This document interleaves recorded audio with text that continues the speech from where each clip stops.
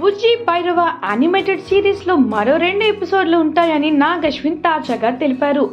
అమెరికాలో ఈ movie promotion లో భాగంగా స్క్రీనింగ్ కు హాజరైన నాగ్ అశ్విన్ ఈ బిగ్ అప్డేట్ వెల్లడించారు.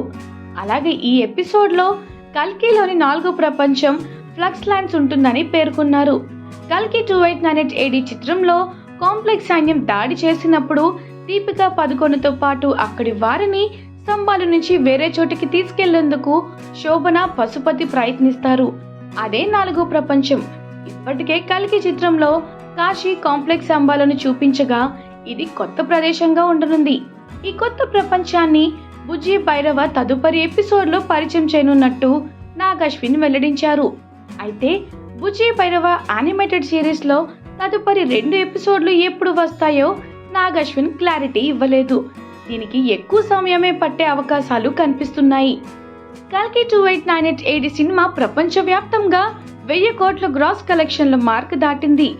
1000 కోట్ల చిత్రాలు ఉన్న ఏకైక దక్షిణాది నటుడిగా ప్రభాస్ రికార్డులకు ఎక్కారు. కల్కి చిత్రం ఇంకా భారీగా వసూళ్లను రాబడుతుంది. గత వారం వచ్చిన ఇండియన్ 2 సర్ఫిరా చిత్రాలకు మిక్స్డ్ టాక్ రావడం ఈ మూవీకి మరింత ప్లస్ గా మారింది.